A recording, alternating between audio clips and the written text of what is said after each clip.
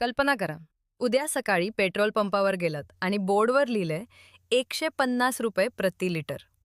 Iran आणि अमेरिकेमधील युद्धामुळे हे खरंच होऊ शकतं का? आज आपण सत्य जाणून घेणार आहोत. इराण आणि अमेरिकेमधील संघर्ष वाढत चाललाय, पण या युद्धाचा सर्वात मोठा फटका भारतीयांच्या खिशाला बसू शकतो. जर मध्यपूर्वेत मोठं युद्ध सुरू झालं, तर भारतात पेट्रोल ₹150 जाऊ शकतं का? मध्यपूर्वेत तणाव वाढतोय आणि तज्ज्ञ सांगत आहेत की याचा परिणाम भारतातील पेट्रोलच्या किमतींवर होऊ शकतो. जगाच्या नकाशावर एक छोटासा समुद्री मार्ग आहे, पण तो बंद झाला तर भारतात पेट्रोलचे दर आकाशाला भिडू शकतात. भारत तेलावर किती अवलंबून आहे? भारत हा जगातील सर्वात मोठ्या तेल आयात करणाऱ्या देशांपैकी एक आहे. आपल्या देशाला लागणाऱ्या सुमारे 85% कच्च्या तेलाची आयात आपण परदेशातून करतो. याचा अर्थ, जर आंतरराष्ट्रीय बाजारात तेल महागलं तर भारतात पेट्रोल आणि डिझेल लगेच महाग होऊ शकतात.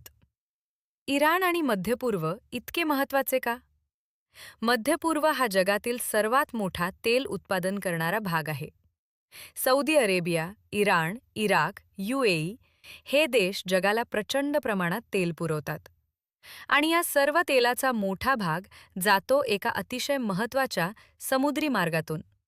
स्ट्रेट ऑफ हॉर्मुझ हा मार्ग बंद झाला तर जगातील जवळपास 20% तेल पुरवठा थांबू शकतो. कल्पना करा, जर इतका मोठा पुरवठा अचानक थांबला तर तेलाचे दर किती वेगाने वाढतील. 2003 मध्ये जेव्हा इराक युद्ध सुरू झालं, तेव्हा तेलाच्या किमती अचानक वाढल्या होत्या. आता इतिहास पुन्हा रिपीट होणार का? काही तज्ज्ञ म्हणत आहेत की जर युद्ध वाढलं तर भारतात पेट्रोलचे दर 130 ते ₹150 जाऊ शकतात. तुम्हाला वाटत असेल की मध्यपूर्वेतील युद्ध भारतापासून खूप दूर आहे, पण खरं म्हणजे त्याचा परिणाम तुमच्या रोजच्या खर्चावर होऊ शकतो. जगातील 20% तेल एका समुद्री मार्गातून जातं, आणि जर तो मार्ग बंद झाला तर भारतात काय होईल? इराण युद्ध सुरू झालं आणि आता एक मोठा प्रश्न उभा राहतोय. भारतामध्ये पेट्रोल ₹150 जाईल का? मित्रांनो, तुम्हाला काय वाटतं? भारतामध्ये पेट्रोल ₹150 जाऊ शकतं का? तुमचं मत खाली कमेंट्समध्ये नक्की सांगा.